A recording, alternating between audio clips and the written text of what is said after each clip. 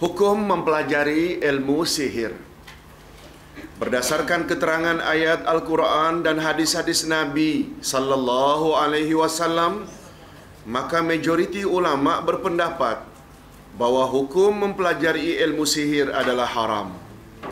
Malahan hukumnya dapat membawa kepada kufur.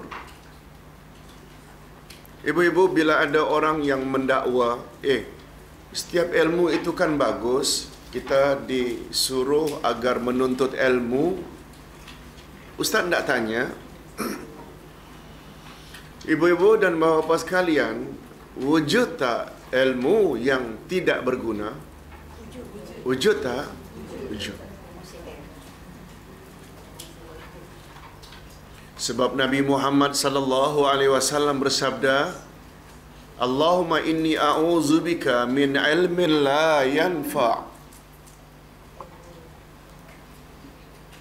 Allahumma inni a'udzubika min ilmin la yanfa'. Tolong ikuti. Allahumma inni a'udzubika min ilmin la yanfa'. Ya Allah, aku mohon dilindungi daripada ilmu yang tidak bermanfaat.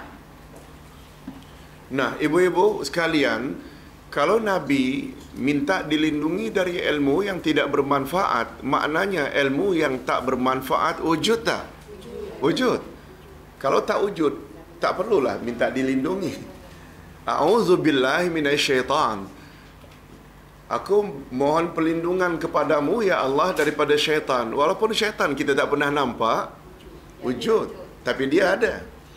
Allahumma inni a'udzubika min azabil qabri. Ya Allah, aku berlindung kepadamu dari azab kubur. Maknanya azab kubur wujud tak? Wujud. Sebab Nabi tak akan mungkin minta dilindungi dari sesuatu yang tak wujud.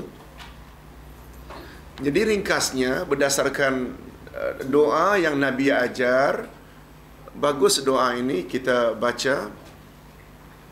Tapi jangan lupa, lebih baik kita awali dengan Rabbi zidni ilman nafi'a warzuqni rizqan halalan tayyiba.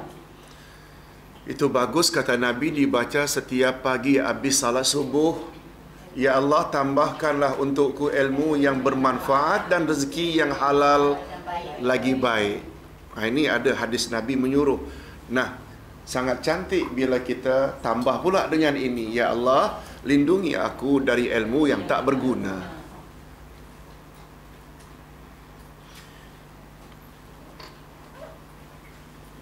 Hanya Abdullah Ar-Razi yang berpendapat bahawa mempelajari ilmu sihir tidak tercela karena semua ilmu itu terpuji. Ini keliru ulama ini. Betul, dia berpandukan ayat Al-Quran. Ibu-ibu dan bapa-bapa tolong ikuti Az-Zumar ayat 6, ayat 9 ya. A'udzubillahi minasyaitonir rajim. Qul hal yastawil ladzina ya'lamun walladzina la ya'lamun. Katakanlah, adakah sama orang-orang yang mengetahui atau berilmu dengan orang-orang yang tidak berilmu? Dulu Ustaz ada sebut dalam ilmu tafsir, pertanyaan semacam ini namanya istifham lit taubih, istifham lil inkar. Istifham, apa makna istifham? Bertanya.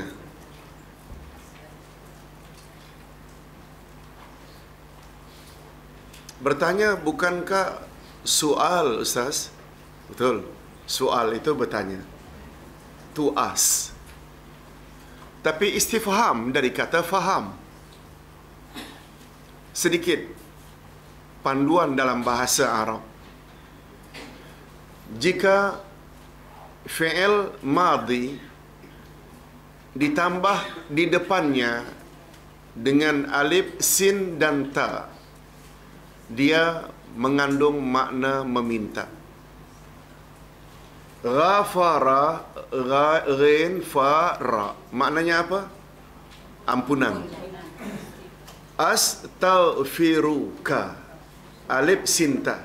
Aku minta ampun padamu, ya Allah. Dah dapat faham? Auna atau ana, pertolongan. Asta'in, kalau kami, nasta'in, kalau kami nun depannya.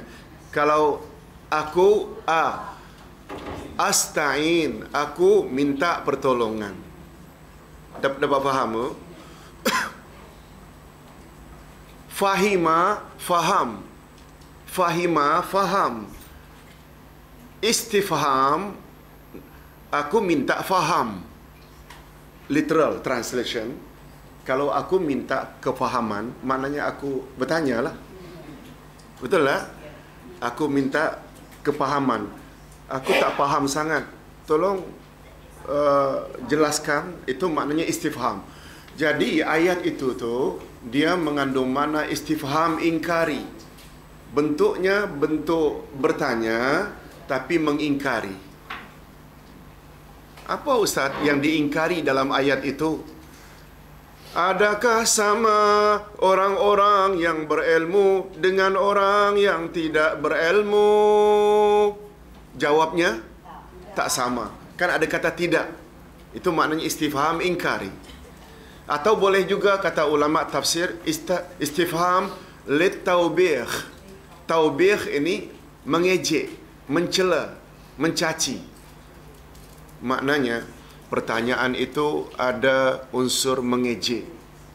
Mengapa awak tak tambah ilmu? Orang yang tak ada berilmu itu orang tak elok. Macam itu. Dia mencela orang yang suka kepada kejahilan, tak mau menambah ilmu. Itu sebabnya jangan absen majlis ilmu. Kecuali bila mustahak sangat. Ibu-ibu, kata Imam Ahmad ibnu Hanbal, hajatun nasi ilal akli wasyurbi marratani aw salasa marrat fil yaum. Hajat insan kepada makan dan minum cukup 2 atau 3 kali dalam sehari.